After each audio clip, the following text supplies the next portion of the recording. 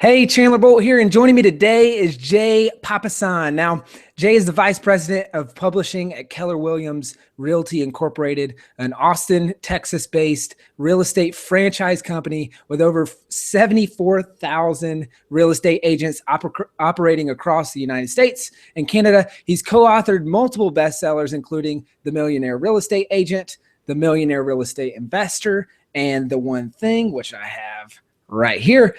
Now, before Jay co-authored the best-selling book, Millionaire Real Estate, or the best-selling Millionaire Real Estate series with Gary Keller, he worked as an editor for HarperCollins publishers. And there he worked on some best-selling books such as Body for Life by Bill Phillips and also Go for the Goal by Mia Hamm. So he's been around the block. He's got a lot of time in the game. And personally, the one thing is, and I'm not just buttering you up, Jay, but this is top 5 books of all time for me. It's one of those books that I feel like I say I have a lot of favorite books. You know, that's just when you read a lot, you do have a lot of favorite books. But this is one that I constantly go back to, and we're actually next month, our entire company is reading it as like required reading, and we're gonna have a whole book thing around it. So if you haven't read The One Thing, highly recommend it. Check it out and get it. But we're gonna be talking about a lot of those principles and how they apply to writing in this interview. So Jay, welcome.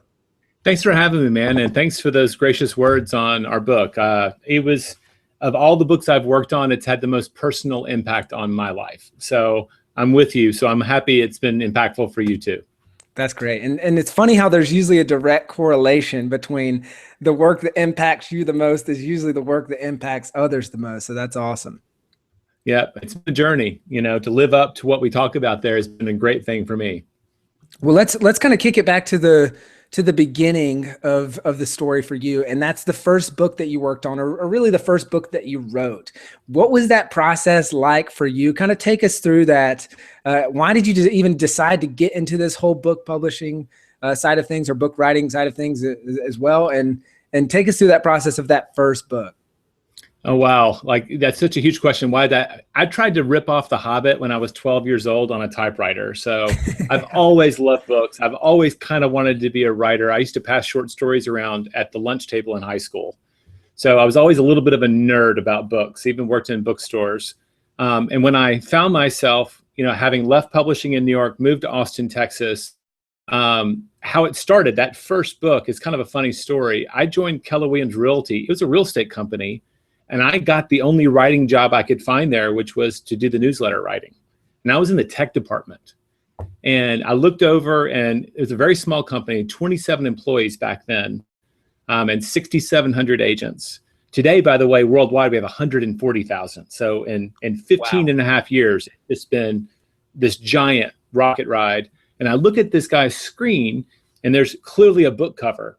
And it's one of our web designers. And I think he's freelancing on office hours. And I wasn't going to call him out, but I just said, hey, are you working on a book? Because like I'm starving, you know, I'm in Austin. I'm not really in the book world anymore. I'm writing a tech newsletter. I'm kind of missing the old life. And he got a little defensive, but then he said, oh, but you know, Gary and Dave, who was our original co-author, they're writing a book and I'm helping them design covers. And I just kind of filed that away. And our office was so small, I actually ran into Gary Keller, the founder, in the bathroom like 3 days later. And I was like, you know, it's one of those moments in time. Thank God I said something. I was just like, hey, Gary, you know, I hear you're writing a book. Do you remember that I used to work in book publishing? And he gave me like a look, and I could tell like he didn't remember. And I said, yeah, you know, I used to work at HarperCollins Publishers. And he said, come in my office. Which is a really weird thing to say in the bathroom. It always reminds me of the Fonz, you know, it's like this tall or whatever. And so we go into his office, and he's between consulting calls. He, like, one day a month, he'll just talk with our top people. And he had like 15 minutes. And he laid out a vision for writing 13 books. So he's always been an entrepreneur who thought that writing was going to be there. And he had tried, and unsuccessfully, he tried twice to write a book and been unsuccessful. And so he lays out this vision, and he pitched the first book to me, which was The Millionaire Real Estate Agent. It was a red book. And I told him it wouldn't sell. I was like, that sounds like a niche book. And he laid out his vision for this book, and he said, we're going to model 5 books. And it was The Millionaire Next Door. It was Good to Great. a book I can't remember, and Bill Phillips' Body for Life, a book I'd edited, and Mia Hamm's Go for the Goal. And I showed him that 2 of the 5 books he was modeling to write his book were books that I'd actually helped.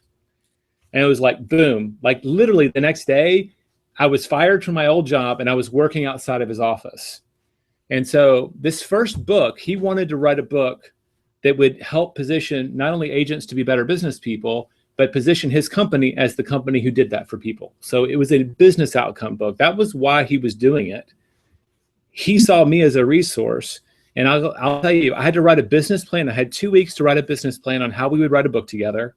And then we actually wrote that book in a little bit more than 90 days. And I think I told you, this was published in 2003. I told you this book, told him it was a niche book.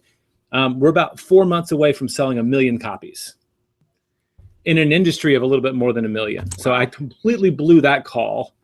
But that writing process, so I'm sorry, that was a little bit probably more involved than you thought, but it was one of those random moments where I got a chance to sit down with somebody and I got to jump back into the book world. And so every day, I was writing with someone who was a subject matter expert. I didn't know anything about real estate.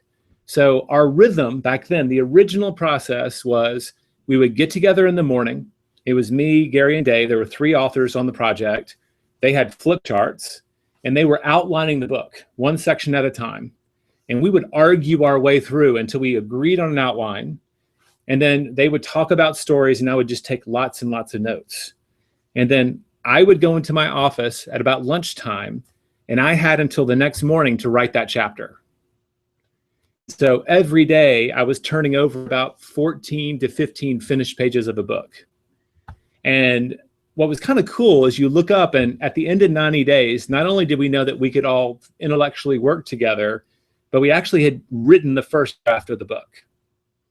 And you know how first drafts go. We had some work to do, but we powered our way through just through this group accountability. It was 5 days a week. Every morning we would outline what was the next chapter. They had 20, 30 years together between them of expertise. So it was just about me asking the right questions and them offering the right insights. And then I had to capture it. And then some days we would just edit that. And some days we would be like, this is close enough. Let's move to the next chapter. So that was my first book writing experience. And it was kind of like deadline, deadline, deadline, deadline, deadline, which is really good because I never had a chance to second guess whether I should be doing this at all. I just was thrown into the fire and we did it. Today it's a little bit different. If you want to ask questions around that, we can talk about that collaborative style. But that was full-time, full-on writing. Today it looks a lot different. Got it. Cool. So let's kind of dive into that a little bit, and then we'll zoom out and we'll take a look at how it's changed and how it's different today. So, what was kind of the toughest part of that first book, and what were some of the biggest mistakes that you made specifically towards writing in that process? Oh wow. I think the toughest part, the novelty wore off really quick that I was actually getting to write a book. Like, oh, great, it's my full-time job. You imagine the person, who comes into an inheritance and decides they're going to take a break and write their book. The novelty wore off fast if you're actually treating it like a job. So the toughest part for me was being disciplined every day. And what's funny is now we've written this book and we define discipline differently, but I can vividly remember having this aha that my personal freedom would be dependent on my just being really focused for a couple of hours a day. And I actually wrote it in a big Sharpie on a piece of paper. I wrote discipline is freedom and I put it on the wall. And every time I was like, I just want to go outside and I just want to walk around the block and I just want to blow this off for a little while or whatever, I would look at that and go,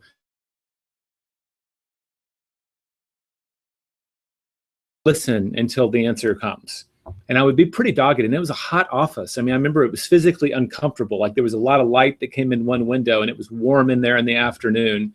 So I remember it being a little bit of a physically tough experience, but that to me, the grind, but I can tell you, I looked up like at day 60 because the novelty wears off like in 3 or 4 weeks. But that middle third was the hardest for me to stay engaged. I felt like I was in over my head. I had the imposter syndrome. I kept, I'd go home and go, this is like, I'm going to bomb so bad. They're going to look up and say, he sucks as a writer. I had all of that going through my head, but somewhere in that 60, 90 days, it came back to me, and I started feeling really confident every day. And every day I looked at as a little victory, and I had enough momentum built up now that it wasn't even as hard to write. Like I just somehow, there was a breakthrough somewhere about 60 days into it for me. Almost like that second month, huh? Almost like the 13th mile on a marathon. Yeah. I got a little bit of a second wind there. And I just remember going, I can do this. Like it just shifted. So there was the novelty phase, there was the self-doubt grind phase, and then it's still tough work to write a book if you want to do it well. But I think that kind of kicked in somewhere in that second or third month. I started to feel like, you know what, I can do this. Look at all this that I've already done. And by that time, people had started reading parts of it and going, this is pretty good. And that confidence kicked in for me. You asked me two questions. That was the toughest part. And the other was the biggest mistake. The biggest mistake we made on that first book, and I'm looking around so I could show you, I'd have to leave camera. We self-published, which was not a mistake at all. No publisher would touch us. We got one offer on the book, and it was from the American Management Association for $20,000. And I told Gary, just don't take the money. Let's do it ourselves. So I love that we self-published it. And we actually sold 100,000 copies in our first year because the book showed up at the right time in the right industry from the right author. We really hit the jackpot. But the original cover was awful. And we just didn't invest in that. I look back at that, and I think that's the only thing I'm really embarrassed about that first publication is that we went cheap, and we probably should have taken a month to really perfect that cover, because that's such an entry point, especially today on Amazon, where people see this little tiny sliver of your book, and they're making a decision about whether they want to click on it or not. Great. That's fantastic. Now, you touched a little bit on how the writing process looks very, very different for you guys today. So how has that changed? What improvements have you made, and what does that really look like today? Well, now it's, we treat it even more like a business. We inched our way into more and more leverage. Like we're writing business books, which I'm sure is a subset of the people that you work with at the self-publishing school, right? People, nonfiction. And I originally did all the research, and then we ended up hiring someone full-time. Vicki Lukajic is now our senior project manager for research. She's been with us for, 8 years now. But the first place we got leverage in the arrangement was someone whose only job is, if we had an outline, we had a concept, was go out there and look for great stories, great research, and great quotes for us to build around it. So that wasn't just on our shoulders. I don't know if you've experienced this. I'm sure some of your listeners have. You're writing the chapter, and you're just missing a story, or you're missing some anecdote or a quote, and then you go off and you click on a link, and you just look up, and it's 3 hours later, and you've just been Googling through blog posts trying to find it. And so having her, and later it became two people full-time working with us, allowed us to never go down that bunny trail. Because when I would start a book, we would start with an outline again. We would brainstorm the heck out of it until we really felt like, as much as we could, we had a process that we could maybe teach people. And then we would hand it off to our researchers and say, I want you to find stories, I want you to find quotes, and I want you to find research for or against these concepts. And every single concept, I'm gonna grab one. This is the low-tech version of a Google document that we would use now. But we would this is leverage, right? And this was a chapter in a book. We would have a whole binder that was nothing but quotes, stories, or whatever. And now this lives online. But back then we would have these binders. And so when I sit down to write, I would have this beside me, and everything I needed to write that chapter was with me. And so we organized, here are the building blocks. We have the idea, we have the framework, the structure. Someone was working with us to give us more building blocks than we could come up with on our own. And then when we sat down to write, we would just divide and conquer. I'd say, I really feel strongly about the leverage chapter, which is why I've got this in my office, right? And he would say, great, I'm going to take the leads chapter, and you go take this chapter. And just one at a time, one person would take the lead and write the first draft, And then we would edit each other back and forth until, honestly, there are chapters in the one thing. The only reason I could tell you who wrote the chapter is because I remember. But if you read it, it's such a mix of our language now. Before it even got to the editor, we went through multiple drafts. I think the chapter that was the hardest went through almost 37 drafts. Some partial, a couple of them just complete reboots.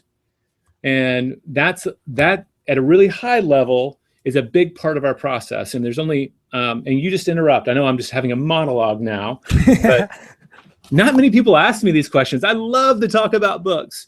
The other thing I think you probably noticed, you remember that there's a lot of visuals in our book. Oh yeah. That I think, honestly, from the one thing is the best thing you guys did visually and design wise is you called out the things that people would be underlining. You called out the things that were like takeaways, and then they were already underlined or bolded, or they had a graphic or something like that. That was the brilliance of Caitlin McIntosh, who was our designer. She looked at all of our favorite books and we underlined in our books. I don't know about you, but like my business books have little marginalia all through them. And we started with a lot more than we ended up, and then we backed down until it felt like it was a comfortable level. But we still get an Amazon review saying, my copy of the book is already marked up. I have to reach out to them and say, no, that was actually a design element. But like we'll have a graphic. I don't know if you can see that. So there's a graphic of 7 circles, which is one of my favorite pages in the book.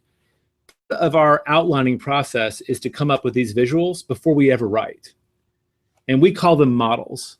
You know, if you think about the 7 habits, you might have a visual around it. And if we have the visual right, when we go to write the chapter, that's the other piece that we start with. And I find as a writer, if I have a visual ready to go, I can describe that, and it drives a lot of my writing. It helps me organize my writing. Because it's like in class, if I had a PowerPoint slide up and it was a Venn diagram of some process, I would be walking people through that in class, and now I'm writing that way too. And it gives, I don't know, I'm a reader. This is something I learned from Gary, and afterwards I researched, but 6 out of 10 people are visual learners. 6 out of 10. They happen to be reading a book, but it's not about the sounds of the words. They're looking for those lists and those graphics, and those become anchors for them. And so for your nonfiction writers, I would tell them that's a huge thing to explore. You know, Kindle doesn't do it justice. Like a lot of the ebooks don't do the graphics justice, but it's worth investing in because a lot of your readers will gravitate to those. And that's actually, when I look on Instagram, it's the quotes and those graphics that people are constantly using to spread the word about the book. They've become viral in a certain way. Like that's like they went beyond just teaching. But in terms of the editorial process for making the manuscript, that's a lot of it. And obviously, we talked about this beforehand, nothing happens if we don't block time to actually do all that I just described. So we time block every day to make sure that we're writing every day so that all those processes actually happen. Well, let's talk about that. So the process of time blocking, obviously something that's covered in depth in the book. For those who maybe haven't read the book yet, can you explain just briefly what is time blocking, and then how does that translate over into writing a book, and how can you use time blocking to write a book? Great. The simplest description I can give of time blocking, it's making appointments with yourself to do your most important work. So we most of the time, if I looked at someone's calendar, they have appointments there with other people.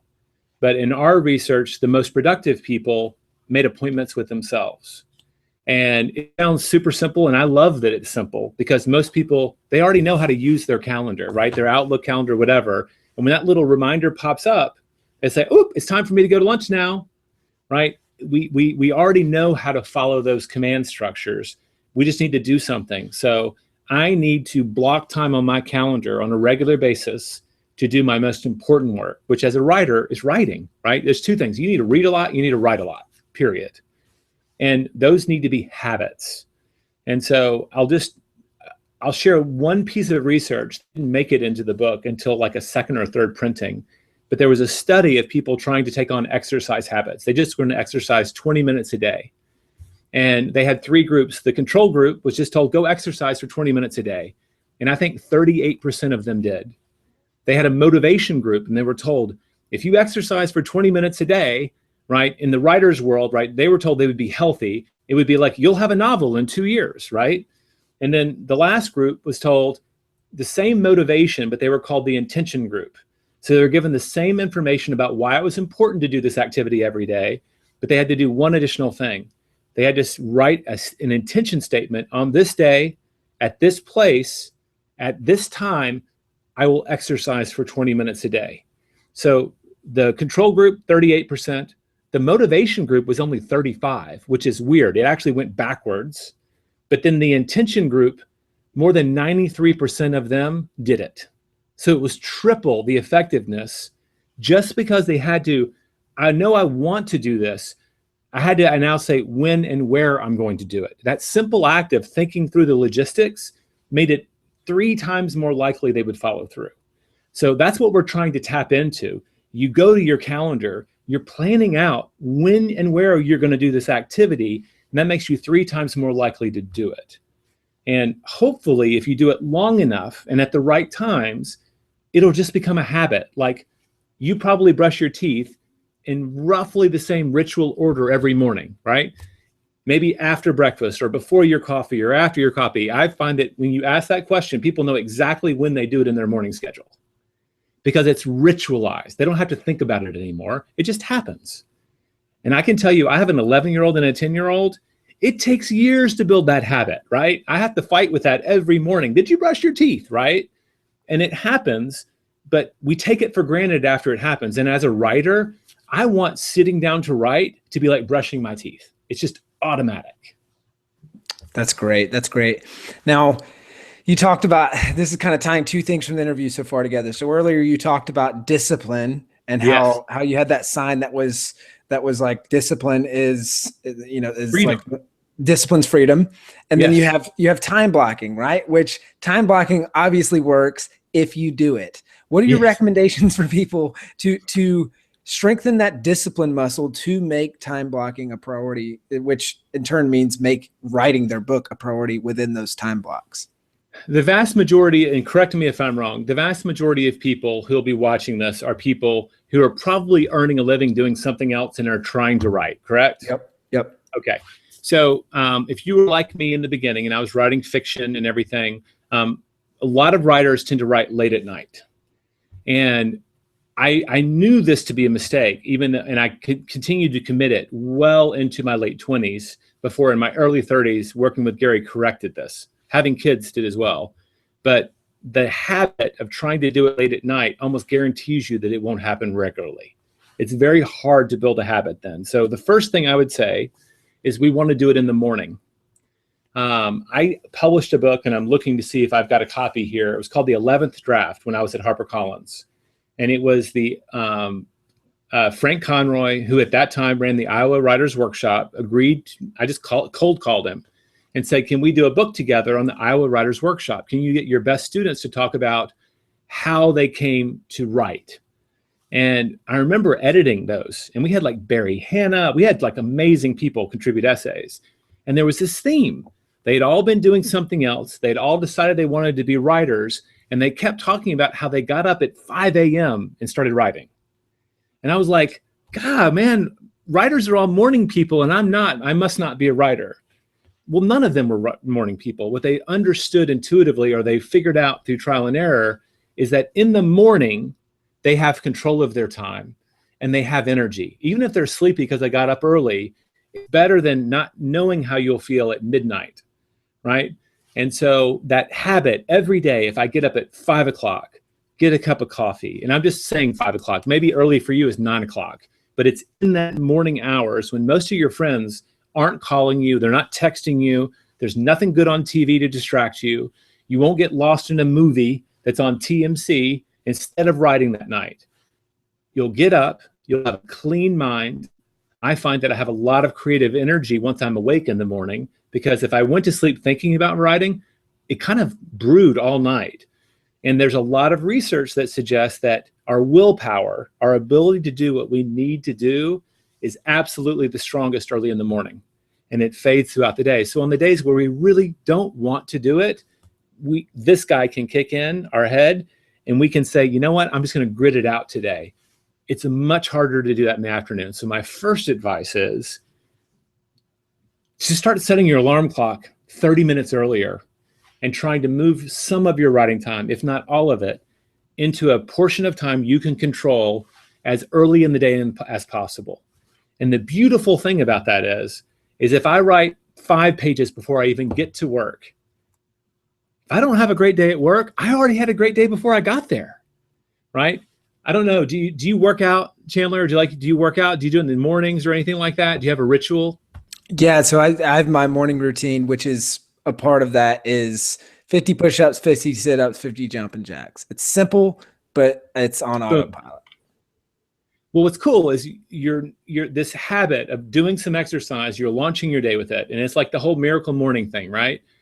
What I love about that is my wife and I work out in the mornings, right? We have a trainer that shows up at our house. If I work out in the morning and I have a cheeseburger for lunch, I don't really feel guilty, right? I can cheat a little bit because I already know I did my number one health thing. If you are pushing your writing into the day, you don't get that kind of sense of righteousness throughout the rest of the day. I love that feeling of knowing my number one thing, the thing that's leading my dreams, right? I've already knocked it out. I've done that thing. It's a really great habit. So I can't tell you why Barry Hannah or any of those other writers did it, but just writer after writer, I just kept reading. They were waking up in the morning and doing it before the rest of the house was awake. And that's how they wrote their first book. And then eventually they got to where they could write all the time. And a lot of them kept their morning hours. I think Hemingway wrote a lot of times he'd get up, have his coffee, he'd go in and write in the morning. And he would start with an unfinished sentence from the day before. I got to talk to who's the guy who wrote Lonesome Dove. He would write every day, and he would just write a certain number of pages, and it was always in the morning. And he said his neighbors thought he was unemployed because he would always be wandering around and playing tennis in the afternoon. But he'd already finished the job, right? So I do think there's a pattern there, and we all want to be the exception. But I'm going to try to learn from these people who've already won all the awards and start where they left off and then customize. But that was a hard pill for me to swallow because I did not, until my kids showed up and made me wake up in the morning, I didn't become a morning person until after that, really. So is that what changed for you? Like, were you consistently writing in the afternoon or at night, or did it take moving that chunk of writing to the morning for you to finally be consistent at it? Bingo. I was very inconsistently writing fun stuff at night. And that was more about like having fun, right? It felt like an entertainment thing, a hobby. But the moment I started doing it in the mornings, earlier in the day, it felt much more serious. And I think I took it more seriously. And it certainly, that's where the consistency showed up. Now I get paid today. Like my full-time job is writing books. So today, my time block is a little bit later in the day because I have the liberty of that, right? But it's still going to happen before noon. I'm going to try to get that really important stuff done, maybe starting about 9:30, 10. I clear the decks. I meet with a few key staffers. I answer some emails, shut all of that down. Now I know that there's no nagging conscience in my mind, and I'm going to dive into that work, and my afternoons can be for meetings and everything else. So I have the liberty, like me, of this is what I get paid to do. I get to do this full time. I still want you to do it in the morning. You just now can sleep until 6, right? You don't have to get up at 4 a.m. But I would still tell you to do it in the mornings when you have that mental energy, because it's the habit every day, and getting through those bad days that really builds your confidence. Got it. Now, for you, how do you go through clearing the deck at the beginning of the day? So saying key meetings, emails, and all that stuff. How do you do that and then not have that bleed over into your writing time, or push back your writing time, or even take up space in your mind during your writing time? Well, the last part I can't guarantee, right? You never know. Like you got a tough email from your mom making you feel guilty because you didn't send her a present. I don't know. Like I'm just making that up. Like maybe your wife or somebody or a boss has sent you something that can linger. I set a time limit. So the first thing I do when I come in the morning is I have a paper calendar, and there's very few things on there. But the most important thing is whether or not today is a writing day. There's some days that aren't because they're travel days.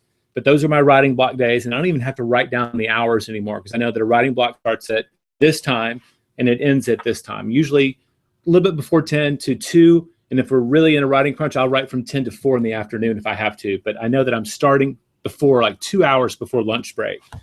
But I will look at my calendar, make sure that I know what my agenda is. And on there will be like, today I'm writing this section, right? I have this is where I map out my life, is my calendar. I am time blocking those activities. And so I'll open up social media, I'll open up email, and I'll usually use Egg Timer.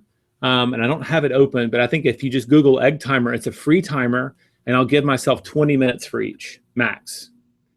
And so all of the responding in the world is going to happen in about 30 to 40 minutes. And you'd be amazed how productive you can be if you have a clock ticking down. So I think they call it batching. I'm just putting an artificial limit on how much time I'm going to give that activity, because otherwise work will grow, email will grow to fill the time you give it. You can literally spend 4 hours in there. But if I know I've only got 20 minutes, I'm going to look for and answer the most important emails. I'm going to forward or put off the other ones, and then I'm going to get out. So to me, just start a clock, right? I'm going to give myself 20 minutes, and I've taught this. We just brought 100 people through our founding members of the Time Block course, and we walked 100 people. When we taught them how to batch, it was like, hallelujah, I finally feel like I've got that email thing off my back. And I actually have found research, since we even did the course in the book, that people who only check their email 3 times a day feel just as connected as the people who do it. Most people on average do it 15 times a day. They're just in there almost every hour during the day. And they're getting distracted that many times, right? So 3 times a day, I have a batch in the morning. When I break for lunch, I usually will eat at my desk. I will check back on social media. Like maybe I posted about a new interview with you, right, on my Facebook page. I'll see if there's any interaction to nurture, and then I'm gone. And I'll probably do both email and everything in that 20-minute break. Then I'm back to writing. And then I'll check in at the end of the day.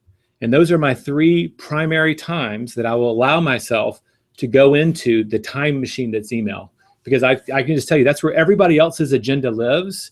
And I want my agenda to be going out in the world, not to be in my inbox. Love it. Love it. You're preaching to the choir on that, Jay. Okay, good. Awesome. Good.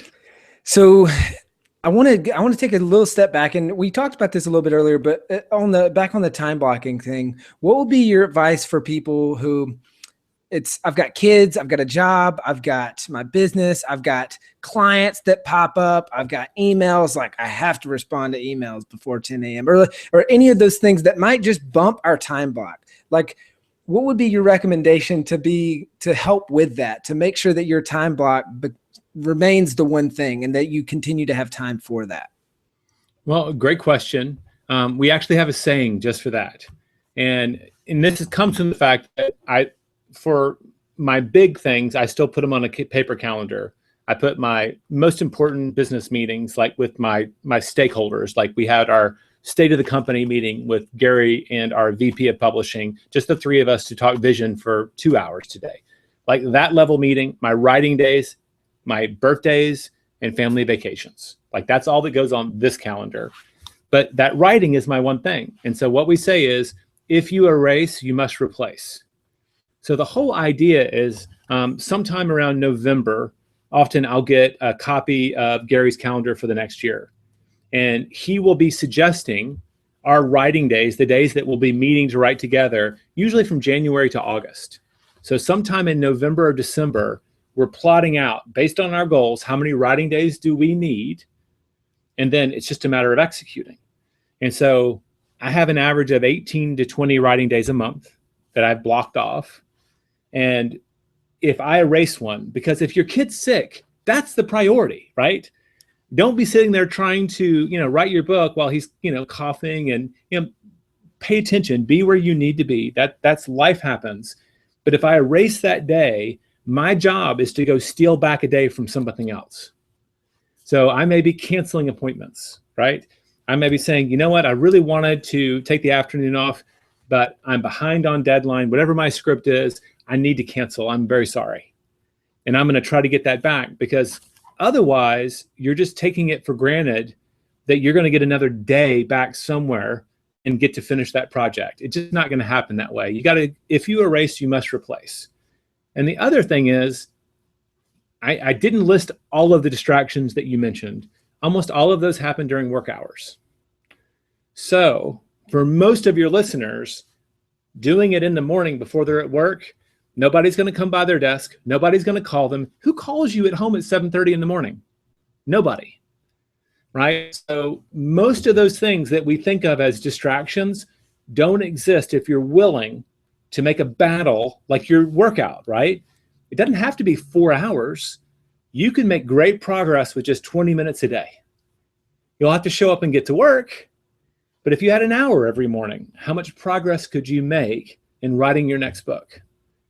If you wrote 2 pages a day, you could easily crank out a book in 1 year. Easily, right? With a lot of editing.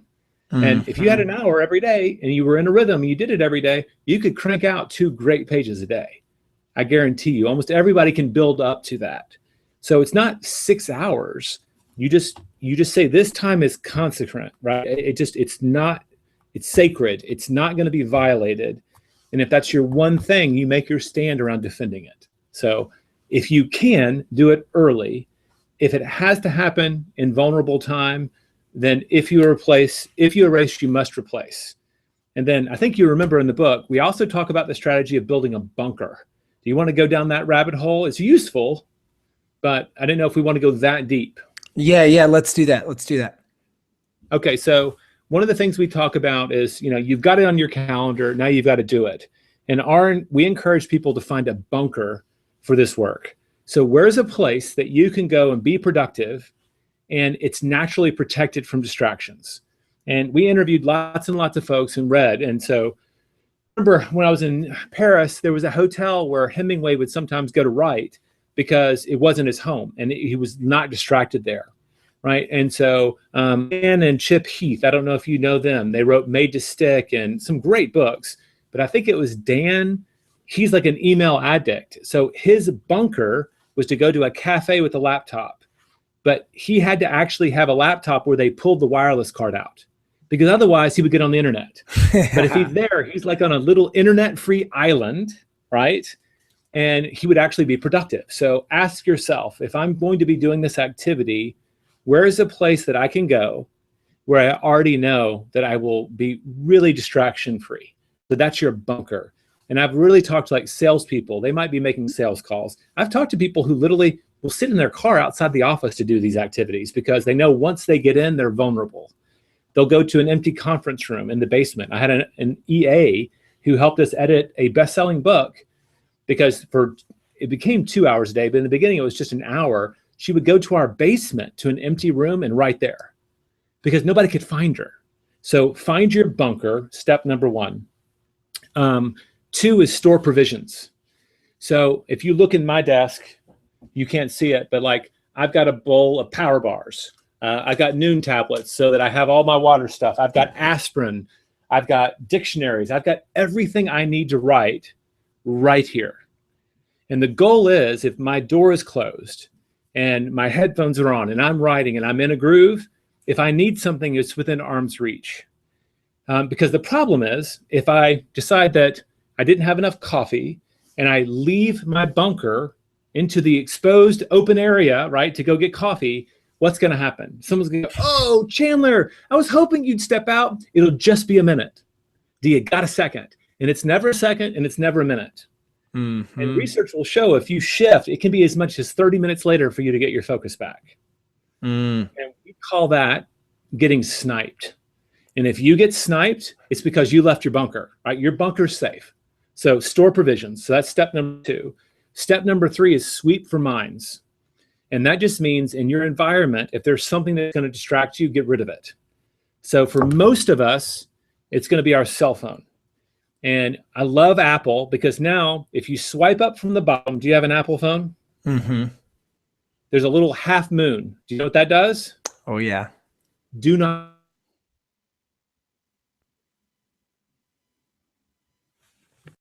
You can make exceptions so that your wife or your significant other can call through that, right? And if it's an emergency, But now all those notifications, like my kids have all kinds of apps on my phone, and I don't need little things buzzing saying feed the dinosaur. I need to stay focused on my work. So that's one of the ways I swept for mines. Another one was I have two browsers. You can't see my two screens here, but I'm on Firefox now, and when I'm interacting with the world, that's what I use. When I'm writing, I pull up Chrome, and on Chrome, I have 0 logins saved. I have not, if I want to go to Facebook on that, I have to go to Facebook, I have to log into Facebook, I have to go through all the steps. So I have barriers between me and distraction. So there's nothing going to pop up. I've turned off all of my notifications. So if there's a new email, it doesn't pop up and let me know it. And even the little number that shows up, that red number that gets higher and higher and higher on your little email app, it doesn't show up because I took the time to find it. So I'm looking at my environment, and that for me is what I had to get rid of. Those are my minds. So you know yourself, your writers in your group know themselves. Sweep for minds. And the last step, it's 4 steps. Find a bunker, store provisions, sweep for minds, enlist support. So all the people who have a right to enter your bunker, your boss, your coworkers, if you're writing from home, maybe it's your spouse or your kids, you need to tell them why this is really important for you to be undisturbed. So honey, kids, when I'm writing, when that door is closed and I put the red ribbon on it, whatever your symbol is, says stay away, can you please respect that? And hopefully you can communicate it, not just in terms of what you'll get from it, but what they'll get from it. It's like, do you want your dad to fulfill his dreams? You know, do you want your dad or your mom, like, can you convey the outcome of your finishing this book in a way that's a win for them? Because that's how they'll get buy-in. And that's usually how I coach people, if you can, to enlist their support. And when I've done that well, like I had a great assistant, Teresa, and if she saw me goofing off during writing time, she would come in, grab whatever it was and say, I've got that covered. You go back to writing. She didn't even ask permission anymore because I'd given her permission. And if she saw me having a bad day, she would try to help me make it a good day. So that's about, if you want a time block and you really want to do it seriously, then go find a bunker so that you can execute not all your work, but that most important work for writing a book, that writing time. Find a protected place to do that. That's just huge for people. Love it. Now, I want to quickly touch on multitasking and switching costs. What are they? How can they affect getting your writing done? And what can you do to stay against them? Which I think you somewhat just covered, but let's touch on that for a second. Well, gosh, there's so much. We actually came up with like 7 costs of multitasking. It's a whole chapter in our book, and I love it.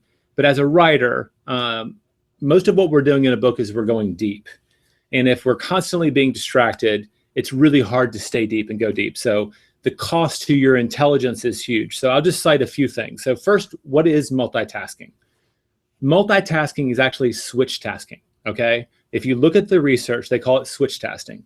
So I'm writing, I'm on the first page, right? I'm writing my novel, you know, in the beginning, whatever, blah, blah, blah, blah, blah. I'm 3 paragraphs in it, and a distraction enters my environment. Well, the decision to switch is instantaneous. Squirrel, and my focus is there. We've been programmed since the dawn of time to notice distractions. Otherwise, the saber-toothed tigers would have gotten us back in the prehistoric age and we'd never be here. The problem is you then have to switch, reorient to the new rules of the game. And so switching between the rules of writing my book to 2 kids arguing over a toy, right? Those are different rules. And it can take as long as 25 to 100% longer, depending on how much you're going back, to switch. So have you ever had that moment where you're really focused on something? Maybe it's even a ball game on TV. Someone comes in the room and is talking to you. You know they're talking to you. You know that the words are aimed at your ears and your ears alone, but you have no idea what they're saying. And you'll do something like, I'm sorry, what did you just say? That's reorientation. So it happens all day long when you're bouncing up to Twitter or Facebook or checking an email, right? You're just going between one screen and the other. The decision to switch is so fast, but what we're unconsciously doing is reorienting and reorienting. So let's just take that first example. There's that little bit of lost time I'm not aware of. And then when I come back to writing and I'm on the third paragraph, what do I have to do before I can write that paragraph? I have to read the first two to know where I was. And so we don't even call that lost time, but it happens all day long. And so researchers will tell you, if you allow yourself to be in an environment that's distracted, roughly 28% of every day is lost to this reorientation time. So almost a quarter of your week is lost. So first off, the cost of multitasking is time, which to me is your most precious resource, right? It's the only thing we don't get more of. If I don't do it this year, it's not like I get a year added to the end of my life to go do it later. I might not get that year. So I've got to invest that time wisely. And then it actually makes you dumb.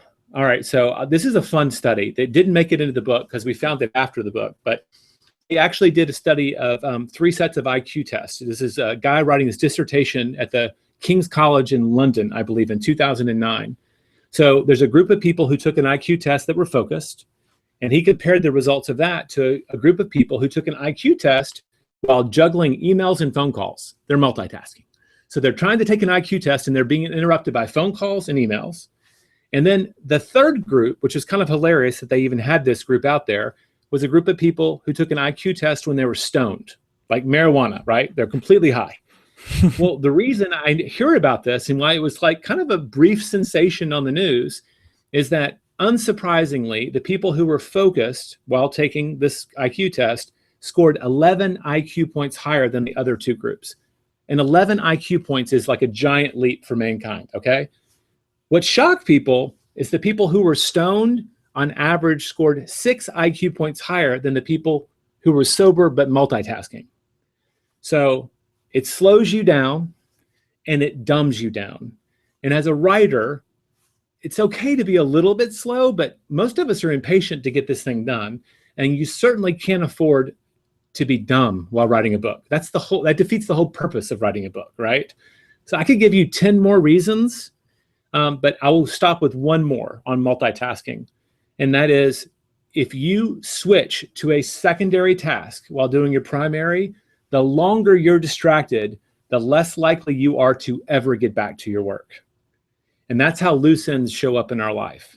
So I know I sound like I'm railing, but if this is a huge goal for people, I'm not telling them to stop multitasking all the time. But when you're trying to write, that real core of being a writer is that maybe some days it's only 15 minutes that you're really productive at the keyboard. Make an effort not to multitask then. And the biggest way to do that, I think I hit it, is in your writing bunker, remove the things that could distract you. And by being in a bunker, you've kind of isolated yourself from the people who might distract you. But just making a stand, like you're going to multitask all day long while you're waiting for the movies or whatever. I don't care. But don't do it when your writing life is at stake, because it is.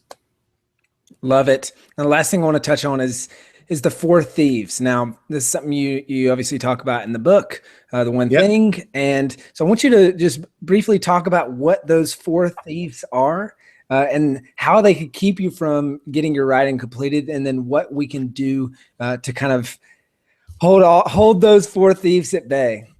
Okay. So the 4 thieves of productivity, right? And this is the stuff that once you've made these commitments, that kind of undoes you. The number one for most people is the inability to say no. And, you know, in the time we have, without going just too far in there, I would just tell people, if you know someone who got married and stayed married, they understood when they said yes to this person, that saying yes to them meant they were saying no to everything else.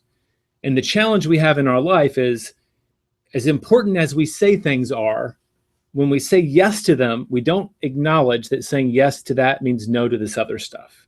So if you're saying yes to self-publishing your first book, then you have to say yes to your writing time. And that means you're saying no to watching TV. You're saying no to talking to your friends on the phone. You're saying, no to binging on Netflix, whatever it is, especially other people, really take that close to heart. So saying no, we should have a right to say that with the relationships that matter most to us. So you have to understand that that's a real challenge. The other one that's probably just as big is the fear of chaos.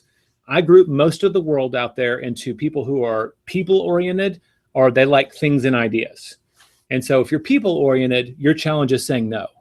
I would say that most writers are actually things and idea oriented. And so the challenge for them is that if you're doing your one thing and you're saying no to all this other stuff, you're seeing that the bills haven't been paid, and you're seeing all the things in your environment that could be cleaner, and the chaos that piles up when you're thinking of all the emails that are unanswered. And that's what we call chaos. And the longer you're in your time block writing, and I described it on deadline for the one thing, there were days that we were writing for 6 hours. I mean, 6 grinding hours of work. And when you're in that environment and you know that your business is still happening out there, I'm a things systems kind of person. It's terrifying to me. I know that there's fires I need to put out. And so it takes an active faith to know that if this is really my one thing, like none of that matters if we don't do this book. So you have to stick with it. So that's as much as about awareness that if you're that kind of person like me, you have to make peace with the fact that success is going to be a little bit messy.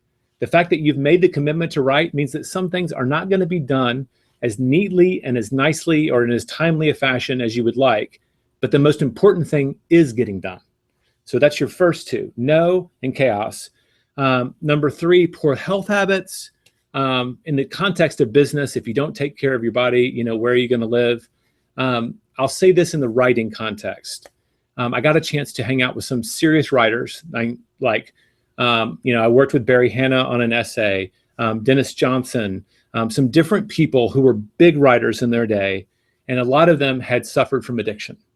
So if you think that the right frame of mind to get into writing is with a cigarette and a glass of scotch, and I used to pretend like writing fiction, I needed a keyboard and a glass of scotch, like that was the romantic idea of a writer, because it's often portrayed that way in movies, right?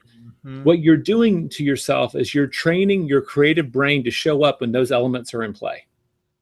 So those are unhealthy habits to build around writing, and I would encourage you not to do that. I managed to, I gave up smoking in the 90s. God bless my wife for encouraging me on that. And I did not give up whiskey, but I sure as heck don't drink whiskey when I'm writing, right? That's something for the weekends or for a big night. But make sure that your writing habits are healthy. That's where I would stop on that without going too deep down that wormhole. It's a sedentary job. So hopefully like what did you say? You do push-ups, sit-ups like that. Just have a routine so that you have energy, so that when you sit down, your mental energy you're not going to run out before you're done writing. And the last one is your environment does not support your goals. And so that's the last of the 4 thieves. And I would tell you there's 2 things to pay attention to. There's your physical environment, and we talked about that with your bunker, right? That's hugely important. And the other one is the people in your environment. And I'm going to misquote this study a little bit, but there was a study that said that if your close friends, and this could even be through Facebook, people you interact with a lot, even on just Facebook, are obese, the odds that you will become obese go up by like 40%. Because who we hang out with informs what we consider to be normal and acceptable. And so if you're hanging out with people who are not going to have the discipline to do the things they need to do in life, they may not be encouraging you to keep your commitments. So hopefully your spouse, the people, your significant other, can they get behind this activity? A lot of the worst stories I hear from small business people and writers who come to me for advice is that the people they love the most are not supportive of this. And so enlisting their support becomes a huge part of their journey, so that those people, you're somewhat removing yourself from them so you can do this. That might be a friend that maybe has bad habits that you don't want to rub off on you. You can still love them, but you may not spend as much time with them. But hopefully you can get those dear relationships in. So I get people to look at both. What's your environment like? And are the relationships that you really care about the most, are they supportive of this? Are they encouraging you? Because man, writers are neurotic enough on their own. Like I always think I suck.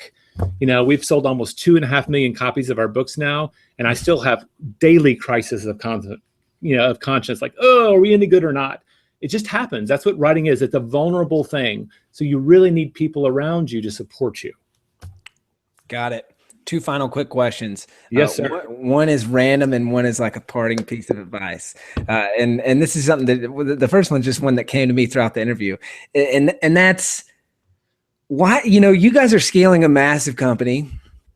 And I get the real estate books because that's kind of specific to your industry. Why all these books, and especially why books like The One Thing who that might not even, it doesn't really even relate to real estate except for maybe the process of like being a more effective realtor. Like, why do this, and how does this affect with your guys? How does this tie in with your guys' One Thing and where you're headed? Well, this is really about the vision that Gary and the writers that we laid out. I mean, I don't mind. I love writing real estate books, and I love that we've been able to really make a difference for people there. But when I look at my favorite books of all time, they're usually going to be novels and some of my favorite self-help books. That's just the honest truth, right? And so Gary's the same way. He's got this shelf of his favorite books of all time, and I don't know that there's a real estate book on that shelf. Real estate is a niche within business. The One Thing we saw is a productivity book that would allow us to reach an even larger audience. Because I think ultimately, I think we have a goal as teachers who happen to be writing books to impact as many people as we can. I can measure that through book sales. You know this as well as I do. That's not where you're ultimately going to make a lot of money, right? But you can make a difference by writing books. You can change the way people see the world. You can change the way they behave. And so we wanted to look and ask the question, we felt like by building the #1 real estate company in the world, we would have a platform, not just talk to real estate, to say, you know what, that's a business that got built. We can now talk to a larger audience with some authority, and we incubated out of real estate into the larger group. So our goal there is really just to have a larger audience, right? Can we have a bigger impact? And to my delight, I've heard from preachers, I've heard from chiropractors. It's an approach to success, and writers, right? It's an approach to success that works in a lot of different ventures. So it's become a work and a life book, which, hallelujah, is what we hope for, but you can't always control, right? You just write the best book that you're capable of, and you do what you can to control that, but know that how well people will accept it and where they take it into their lives is up to them. So hopefully I answered your question. Yep. We wanted to go there. That makes sense. Now, final question, final parting piece of advice for someone who's maybe, they're thinking about writing their first book. What would be your advice to them? First step. The #1 thing people come to me and said, I need to write a book. And I usually say, why? And they'll say, because everybody tells me to write a book. And my immediate question is, what qualifies them to tell you you need to write a book? I usually say, if you're going to start down this path, it's a path of commitment, right? It takes some amount of commitment to write a book. You need to have your heart in it. Don't be doing it just because people told you you need to do it. You need to want to share something with other people, because I find that those are the writers that I enjoy reading the most. They're living their work. So first off, internalize why you want to do this. It's not for other people. It's okay to want to do this for yourself. Even if it's about making money, if you want to earn a living that way, there's nothing to be ashamed of by wanting to write as a profession. That's totally cool. So embrace it for yourselves, and then start with the smallest possible commitment, which might be every day or 5 days a week, whatever your schedule is. I'm going to commit to writing for X amount of time or X amount of words, and make that a ritual. And the people I've seen that have done those 2 steps are the ones who actually end up going through it. They've made the internal commitment. This is why I need to write a book. And they're clear about that. Not only what it'll do for the world, but why is that important to me? And then where the rubber hits the road is time at a keyboard, right? And so sitting down to express your ideas with or without an editor or a ghostwriter, however that is, that writing time, it's got to happen. And it just needs to be something that's almost a ritual in your life. It just, every day, you know that it's time to do it and you get to it. And it can take a while to get there, but habits form if you make that commitment. Like I told you, after like 2 months, and we have some research in the book, it's about 66 days, you can build a habit around the most important things in your life. So you can do anything for 66 days why not try to do this as a challenge, a 66-day challenge to just write every day and see where that takes you. Love it. Jay, this has been a fantastic interview. I really appreciate this, and just all kinds of great productivity advice, great writing advice, just all across the board. Thank you for coming on today. Where can people go, before we head out, where can people go to find out more about you, what you're up to, your books, all that good stuff? I would tell them to visit theonething.com with the number 1. And if they're serious about time blocking, to maybe visit timeblockingmastery.com. Those would be the 2 places. Everything you need to know is on theonething.com, and that's with the number 1. Love it. Jay, thank you so much. Thanks for having me. I love what you do. Keep helping writers, man. Appreciate it.